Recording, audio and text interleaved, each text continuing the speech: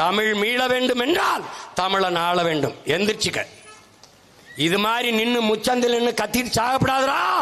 நம்ம முன்னோர்கள் நிறைய பேர் போராடி போராடி போயிட்டான். கடைசியா நமக்கு கை இருக்கிற ஒரே அறிவு ஞான தந்தை நம்முடைய ஐயா மணியரசன் அவர்கள் தான். எல்லாரும் போயிட்டான். சமகாலத்தில் தமிழ் தேசியம் பேசுறவன் எல்லாம் கருணாநிதி வீட்டு கக்குஸ் கல்வி கஞ்சி குடிச்சுக்கிட்டு இருக்கான்.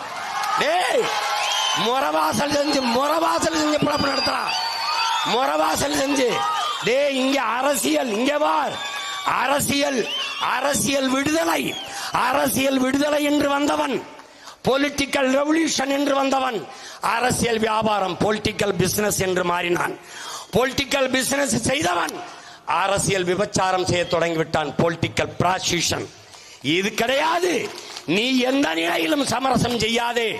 கொக்கக்க கும்பும் பருவத்து மற்றதன் குத்தக்க சீர்த்த இடத்து என்று பல ஆயிரம் ஆண்டுகளுக்கு முன்பு வள்ளுவ பெருமகனார் நம்முடைய மறையோன் நமக்கு கற்பித்தது. பசியோட இருக்கும் கொக்கு, பசியோட இருக்கும்.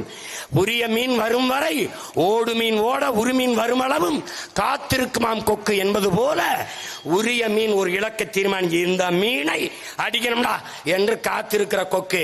பசி, கொடும்பசி, கடும்பசி. ஆனாலும் சிறு சிறு மீன்கள் போகிறது.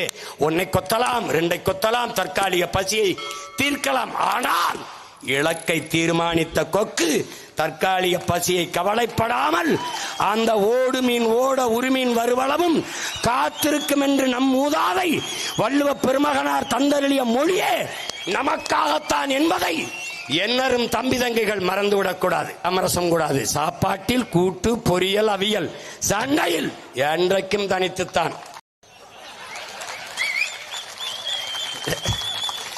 முருகா, நீ எங்கூட கூட்டணி வைக்கிறியா? உன் பேரங்கூட இந்த திருட்டு திராவிட பயில கூட்டத்தில் கூட்டணி வைக்கிறியா? நீ யாரு கூட நிக்க போற? உன் ஓட்டு முதல்ல யாருக்கு சொல்லு? உன் ஓட்டு யாருக்கு? எனக்கு சொல்லு. யாருக்குன்னு சொல்லு. இனி சொல்லு.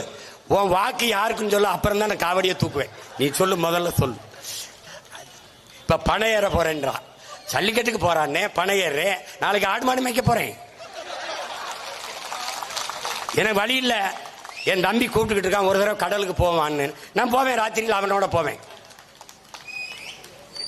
தம்பி, அஞ்சுவதும் அடிபணிவதும் தமிழன் பரம்பரைக்கே கிடையாதுங்கிறான் எங்க தலைவர். நீ சீமான், நீ பனைமரம் ஏறுவியா? ஏண்டா ராணுவ வீரனுக்கு துப்பாக்கி சுட தெரியுமான்னு கேட்கிற? ஏதாவது கொடுமையா இருக்கு. ஒரு கிராமத்து மகன் ஒரு மனிதன் என்றால், கிராமத்தான் என்றால் மரம் ஏற தெரியணும், நீச்சல் தெரியணும், சிலம்பம் தெரியணும். இது மூணு என்ன? அடிப்படை தகுதி, பேசிக் குவாலிஃபிகேஷன்.